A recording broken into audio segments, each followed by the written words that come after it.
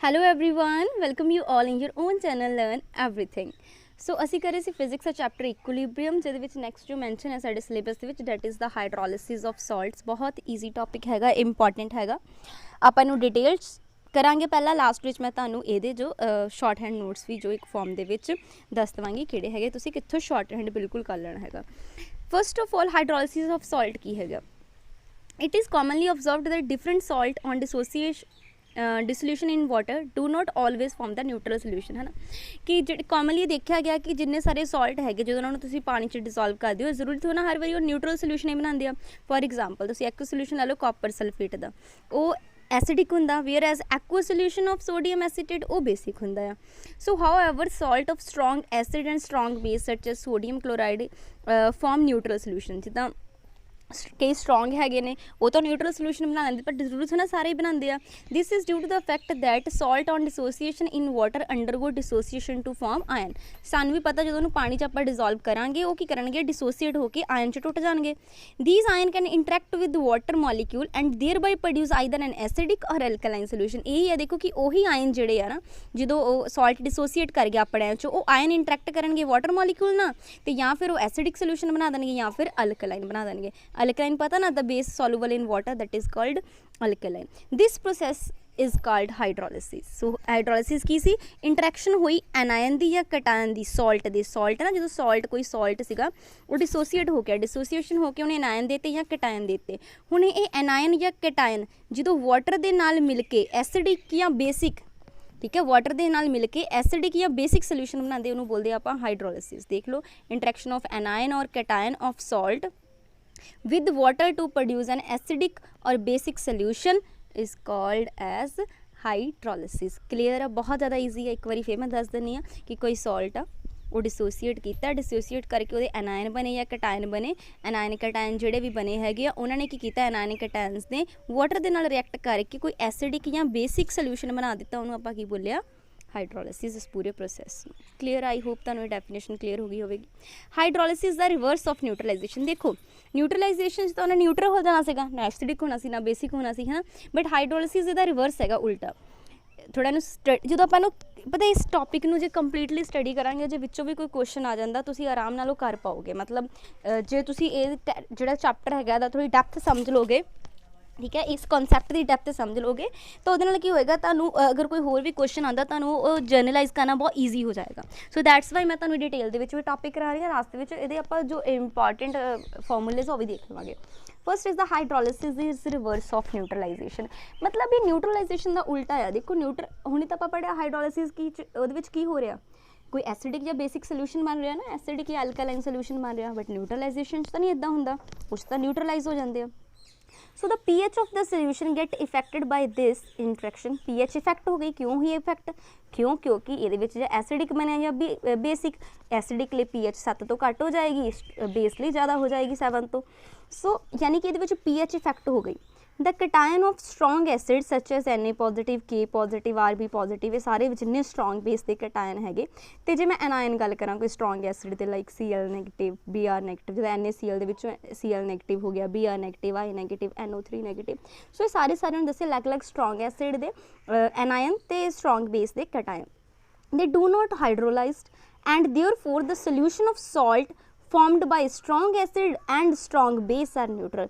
ये कभी भी हाइड्रोलाइज नहीं होंगे, इसी करके ये जोड़े सोल्यूशन होंगे ऑफ सॉल्ट जोड़े होंगे द्वारा स्ट्रॉन्ग एसिड जो स्ट्रॉन्ग बेस द्वारा वो रेंदे न्यूट्रल, उन्होंने pH रेंदी 7। सो यानी कि ये स्ट्रॉन्ग एसिड या स्ट्रॉन्ग बेस लिए नहीं है। On the other hand the solution of salt formed by strong acid and weak base. जे मैं गल करा स्ट्रॉन्ग एसिड लै लवां, बेस लै लवां वीक, ठीक है, strong acid plus weak base, वो की बन गए फिर सॉल्ट एसिडिक। उन्होंने हुण एसिडिक का pH की होएगी फिर 7 तो घट, ठीक है। जे इदे मैं एक सोल्यूशन लै लवां, बेस की लै लवां स्ट्रॉन्ग, वीक की लै लवां एसिड, फिर जो सोल्यूशन बनेगा वो बनेगा बेसिक, तो वो pH की होएगी ग्रेटर दैन 7। सो अगेन दसदी हूँ, देखो स्ट्रॉन्ग एसिड लो, स्ट्रॉन्ग बेस लो, तो pH रहेगी 7 यानी न्यूट्रल। स्ट्रॉन्ग एसिड लो, वीक बेस लो, तो की बनेगा सोल्यूशन, देखो स्ट्रॉन्ग एसिड हो एसिडिक बनेगा तो pH की होएगी लैस दैन 7। जे तुसीं लैंदे हो strong base plus weak acid ਹੁਣ ਸਟਰੋਂਗ ਬੇਸ ਆ ਤਾਂ ਸੋਲੂਸ਼ਨ ਕੀ ਬਣੇਗਾ ਬੇਸਿਕ ਤੇ pH ਕੀ ਹੋਏਗੀ greater then 7। So I hope ਤੁਹਾਨੂੰ ਇੱਥੇ ਤੱਕ ਕਲੀਅਰ ਹੋ ਗਿਆ ਹੋਵੇਗਾ ਕਿ ਕਿੱਦਾਂ ਸਟਰੋਂਗ ਐਸਿਡ ਤੇ ਵੀਕ ਬੇਸ ਮਿਲ ਕੇ pH ਕਿੱਦਾਂ ਇਫੈਕਟ ਹੁੰਦੀ ਆ। ठीक है, so strong base weak acid basic solution बनेगा ये solution.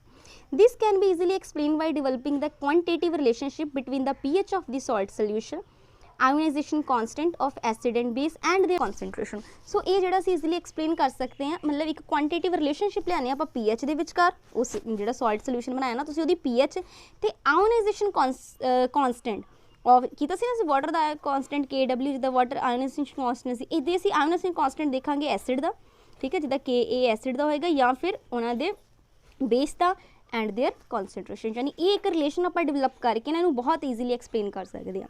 The ਇਕੁਇਲਿਬਰੀਅਮ ਕੌਂਸਟੈਂਟ of ਹਾਈਡਰੋਲਿਸਿਸ reaction is called ਦਾ ਹਾਈਡਰੋਲਿਸਿਸ ਕੌਂਸਟੈਂਟ। ਸੋ ਜਿਹੜਾ ਵੀ ਇਕੁਇਲਿਬਰੀਅਮ ਕੌਂਸਟੈਂਟ ਲਾਈਕ ਆਪਾਂ ਫਾਈਂਡ ਆਊਟ ਕਰਦੇ ਹਾਂ ਨਾ ਪ੍ਰੋਡਕਟ ਦੀ ਕੌਂਸਨਟ੍ਰੇਸ਼ਨ ਅਪੋਨ ਰਿਐਕਟੈਂਟ ਦੀ ਕੌਂਸਨਟ੍ਰੇਸ਼ਨ, ਸੋ ਇਹ ਜਿਹੜਾ ਇਕੁਇਲਿਬਰੀਅਮ ਕੌਂਸਟੈਂਟ ਹੈਗਾ ਹਾਈਡਰੋਲਿਸਿਸ ਰਿਐਕਸ਼ਨ ਦਾ ਉਹਨੂੰ ਆਪਾਂ ਕੀ ਬੋਲਦੇ ਹਾਂ ਹਾਈਡਰੋਲਿਸਿਸ ਕੌਂਸਟੈਂਟ। ਆਪਾਂ ਹੁਣੇ ਫਾਈਂਡ ਆਊਟ ਕਰਨਾ, ਤੁਹਾਨੂੰ ਬਿਲਕੁਲ ਕਲੀਅਰ ਹੋ ਜਾਏਗਾ, ਡੋਂਟ ਵਰੀ, ਕਾਫੀ ਟੌਪਿਕ ਹੈਗਾ ਲੰਬਾ ਹੈ, ਤੁਹਾਨੂੰ ਸਮਝ ਆ ਜਾਏਗਾ, ਕੋਈ ਪ੍ਰੋਬਲਮ ਨਹੀਂ ਹੈਗੀ, ਬਾਰ ਬਾਰ ਰਿਪੀਟ ਹੋਣਗੀਆਂ ਨਾ ਚੀਜ਼ਾਂ।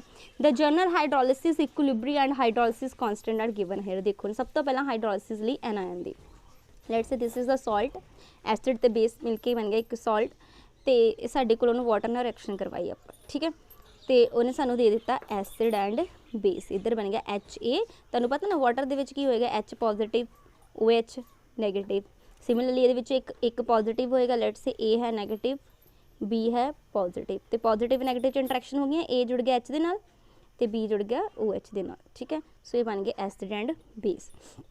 और रिएक्शन वही मैंने ओपन करके दसी कि A नैगेटिव जो वाटर ने रिएक्ट किया, वाटर च की है साढ़े को H पॉजिटिव तो OH नैगेटिव, तो तुहानूं पता ही है जो नैगेटिव कितना रिएक्ट करेगा पॉजिटिव ना, तो H ही हो गया, प्लस की बन गया OH नैगेटिव। हुण तुसीं इहदे लई KH कढ़ लो, की होएगा प्रोडक्ट की कॉन्सनट्रेशन अपॉन रिएक्टेंट की कॉन्सनट्रेशन। हाइड्रोलिसिस कॉन्सटेंट कढ़ लिया आपां, सानूं कॉन्सटेंट तो तुहानूं मैं प्रीवियस वीडियो सिखा चुकी हाँ ना किद्दां आपां फाइंड आउट करदे आ। वाटर नहीं लओगे इहदे विच, ठीक है, वाटर की कॉन्सनट्रेशन नहीं लैनी, जस्ट तुसीं ए वाले लैने साइड वाले।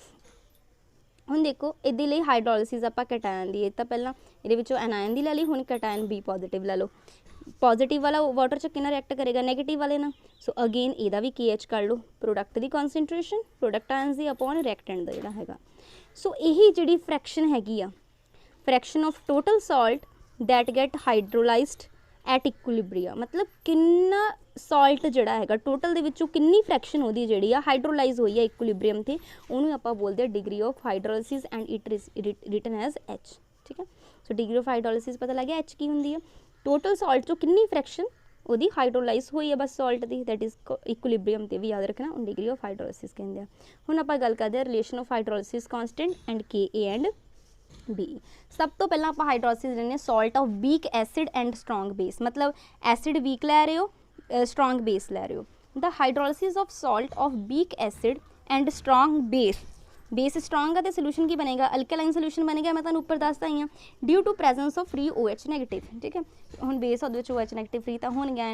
The example of this type of salt, example दी है CH3COONA Na2CO3 Na3PO4 for example दे देते, तुहानूं ग्लास वाटर लिया, ये साडे को बन गया वीक एसिड।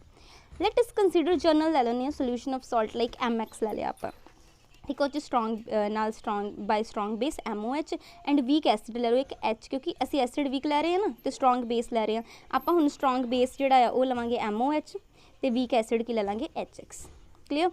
हुण आपां ये रिएक्शन देखते हैं, since salt is a strong electrolyte it is completely ionize हो जाएगी। देखो इतने हूँ ये बने MX सॉल्ट बन गया, कंप्लीटली आयोनाइज हो गया, M positive X negative. Since M positive is cation of strong base, क्योंकि MOH आप लिया सी ना बेस, तो ये की होणगे X नैगेटिव। देखो ए वाली किस चो आए बेस चों, ये आई सी एसिड चों, इन्नी तो गल क्लीयर है ना। But anion X negative react with the water to form neutralize acid. हुण इनू वाटर ने रिएक्ट करा दो, वही वाली रिएक्शन बार बार रिपीट होनी है, जो किनियां होनी इदां ने तुहानूं क्लीयर हो जाना बिल्कुल। हुण इहदे विच की होएगा OH नैगेटिव, तो इहने OH X नैगेटिव तो प्लस की होएगा ये देखो वाटर दे विच हुंदा H पॉजिटिव तो OH नैगेटिव, तो नैगेटिव वाला कितना कनैक्ट होएगा पॉजिटिव वाले ना, सो HX बन गया OH नैगेटिव एसिड इज रह गया। इनू बोलते हैं आप एनायनिक हाइड्रोलिसिस। हुण इत्थों पेपर च क्वेश्चन किद्दां अराइज हो सकता और रिएक्शनस देगा, तुहानूं च पता होना चाहिए एनायनिक हाइड्रोलिसिस किहड़ी जिस एनायन रिएक्ट करे, सिंपल है ना। एनायन कैटायन देखो, कैटायन जे ते पॉजिटिव चार्ज होगा, एनायन जे ते नैगेटिव चार्ज होएगा, ठीक है। सो ये एनायन ने जो वाटर नाल रिएक्ट की एनायनिक हाइड्रोलिसिस होगी, यदि आप कैटायनिक करांगे जिस कैटायन रिएक्ट करेगा। कुछ औखा नहीं है, बहुत ज़्यादा ईजी कॉन्सैप्ट है। पहला आप हुण इहदे विच एनायनिक देख रहे हैं, हाइड्रोलिसिस कॉन्सटेंट देख लो। हुण KH का सानू आप फाइंड आउट किया ही सीगा, हुणे साडे कोल रिएक्शन हुई ना, ये वाली रिएक्शन आप हुणे कीती जिहड़ी एक्स नैगेटिव किन्ना रिएक्ट किया ही वाटर दे नाल, वाटर नाल रिएक्ट होया तो इन्हें ये H नैगेटिव है, NH पॉजिटिव ले लेना HX प्लस OH नैगेटिव। तो KH तो कर लो प्रोडक्ट की कॉन्सनट्रेशन अपॉन रिएक्टेंट के विचों आयन की ले लेनी, वाटर की नहीं लेनी, ठीक है। एक KH निकल गया। ये वाला देखो, the following equilibrium also exist in the solution for weak acid. Weak acid dissociate कर गया अपने आयन दे विच, H पॉजिटिव X नैगेटिव। ये लिए भी एसिड कॉन्सटेंट कर लिया, एसिड कॉन्सटेंट। अच्छा KW आप पढ़ के आए हैं, ionization constant of water H positive OH negative होंदा है ना, ये सानू पता है। हुण की करो तुसीं इक्वेशन नंबर जी 1 है ना, ये वाली इक्वेशन नंबर 1, इनू H पॉजिटिव नहीं मल्टीप्लाई कर दो, H पॉजिटिव नहीं डिवाइड कर दो, कुछ इदां दा बन जाएगा। तुसीं ध्यान नाल ऑब्जर्व करो जे इत्थे H पॉजिटिव, ठीक है, सॉरी इतने देखो H पॉजिटिव X नैगेटिव तो अपॉन HX में नीचे लिख दूँ, कोई फर्क थोड़ा ना पैंदा, वही चीज़ बन जाएगी, ऊपर ही चला जाएगा। यानी कि बट ये चीज़ बन की जाएगी कि ए बन जाएगा, ठीक है। तो बाकी जो बच गया वो किसी साढ़े को ऊपर KW, फिर बस फिर वो लिख दो KW अपॉन K। आप यही रिलेशन याद रखने, यही पेपर च रिलेशन जो डायरैक्ट पूछे जा सकते हैं। एंड च मैं तुम्हें यही समराइज़ करवाने एक टेबल की फॉर्म के KH की आ गया KW अपॉन K। इतों क्लीयर होंदा है कि जो हाइड्रोलिसिस कॉन्सटेंट है ना KH ऑफ द सॉल्ट, वो इनवर्सली प्रोपोर्शनल आया। देखो dissociation constant KA of weak acid, अभी वीक एसिड का सीगा ना डिसोसीएशन कॉन्सटेंट KA, हुण एसिड नूं डिसोसीएट किया ही, देखो तो KA ले लिया A फॉर एसिड, वो इनवर्सली प्रोपोर्शनल है। सो इत्थों पता लगता कि जिन्ना वीक एसिड होएगा ना, जिन्ना ज़्यादा वीक एसिड होएगा ग्रेटर द हाइड्रोलिसिस कॉन्सटेंट, क्योंकि इनवर्सली आ, जे एसिड वीक आ ग्रेटर द हाइड्रोलिसिस, देखो हाइड्रोलिसिस कॉन्सटेंट उन्ना वध होएगा ना, जे इन्ना घट आएगा तो क्योंकि इनवर्सली प्रोपोर्शनल है। सो यही इंपॉर्टेंट है, यही उन्हें क्वेश्चन बना के पुट कर लेना कि जस्ट स्टेटमेंट वाइज पा देना उन्हें, weaker the acid greater is the hydrolysis constant of salt, greater जा बोलेगा लेसर, उल्टा उल्टा बना के बोल देगा। मतलब तुहानूं समझ आ गया होगा कि मेन ही रिलेशन याद करना, this is the hydrolysis constant जिहड़ा हैगा and this is the dissociation constant of acid, ये नाल रिलेशन आएगा, इनवर्सली है नहीं। क्लीयर है। एक जे तुहानूं ना समझ आवे ना, एक बार इनू फिर देखना तुहानूं समझ आ जाएगा। बहुत ज़्यादा ईजी कॉन्सैप्ट है, देखने को लगता कि बहुत डायरैक्शन है बट बहुत ईजी है। इदी आप हुण degree of hydrolysis find out कर लेने। देखो ओरिजिनली मान लो कॉन्सनट्रेशन कितनी सी C, मान लिया पहला कॉन्सनट्रेशन कितनी सी, यही वाली रिएक्शन लैके चल रही ना आप एनायन की, एनायनिक हाइड्रोलिसिस कर रहे हैं ना, असी दी इनिशियल कॉन्सनट्रेशन ले ली C, ओके। स्टार्टिंग से तक प्रोडक्ट नहीं बने, 0 0 रखी।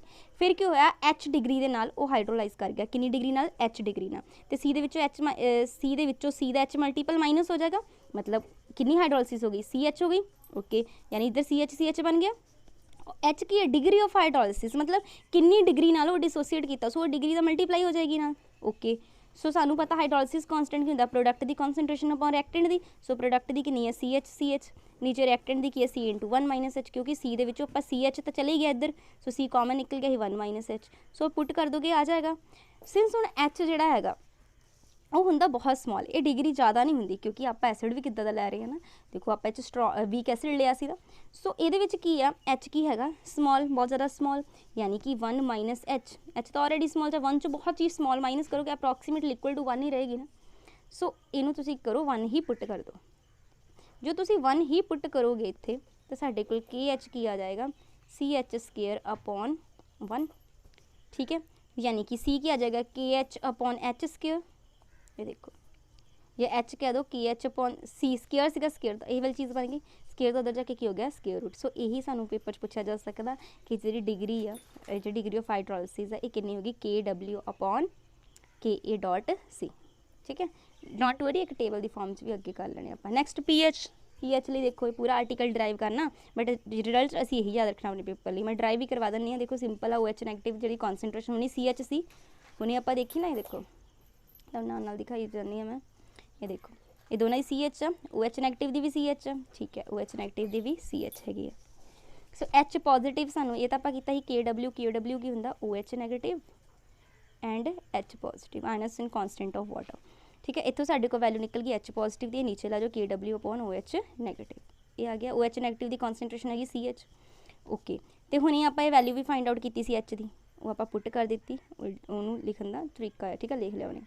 सो इनू कुछ इदा लिखा जा सकता है KW अंदर लै जाओगे KW स्केयर बन जाएगा, स्केयर ना पता ना तुहानूं एक कैंसल हो जाएगा नीचे वाला, तो सिर्फ इन्ना बच जाएगा। ठीक है, इधर सी या सी नूं लै जाओगे अंदर सी स्केयर बन जाएगा, स्केयर रूट के जाके एक सी ना, फिर थल्ले वाला एक सी कट हो जाएगा, एक बच जाएगा। ये सौखा है इन्नी चीज़, क्लीयर है ना तुहानूं। देखो ये के डब्ल्यू अंदर लै जाओ, के डब्ल्यू स्केयर बन जाएगा, ये सी अंदर लै जाओ, सी स्केयर, फिर कट के वाली नीचे वाली चीज़ बन जाएगी। सो सानूं पता P H is equals to minus log of H positive होंदा, ये भी करवाया हुआ मैं तुहानूं। ठीक है, ये पता है तुहानूं। सो इधर लै लो minus log of H positive. ठीक है, पावर मोरे आ जाएगी, लॉग ये की बन गया इस गुना जाएगा नहीं, लॉग एम इंटू एन की होंदा, लॉग एम प्लस एन, तो डिवाइड जो हो माइनस हो जाता। सो सारे नूं सॉल्व कर लो। इस की औखा है P H equal to minus log K W, P K W ये आ जाएगा लॉग के इस इक्वल टू पी के, ये सारे की है बराबर है नहीं, तो बस वैल्यूज़ की करो पुट कर दो तुसी। ठीक है, ये सिंपल है, बस तुसी रिलेशन याद रखना। तो असी गल करते 298 कैलविन, तो सानू पता है जो आयनिस्टन कॉन्सटेंट आप किया है पी के डब्ल्यू जो कितना हो जाएगा 14 हो जाएगा। ठीक है, तो तुसी वैल्यूज़ उत्थे पुट कर दो, तो साडे कोल ये वाला आंसर बन जाएगा। ये भी पूछा जा सकता, यही वाली इक्वेशन देखो जी इक्वेशन हुणे आप की वो की बन जाएगी, फिर ये वैल्यू पुट करन ते ये आ जाएगी। Thus knowing the molar concentration of C of the solution, so आप के डब्ल्यू जोड़े कैलकुलेट कर सकते हैं। नैक्सट देखते हैं हूँ आप नैक्सट देखो की आ hydrolysis of salt of strong acid and weak base. हुण आप करांगे स्ट्रॉन्ग एसिड लवांगे, वीक बेस लवांगे। पहला आप किया ही वीक एसिड लिया ही स्ट्रॉन्ग बेस, सेम चलेगी उदी कहानी बिल्कुल। ठीक है, बस थोड़ा जा फर्क आएगा जो हम पिछला समझ आ गया, वो लिए बहुत ईजी होएगा।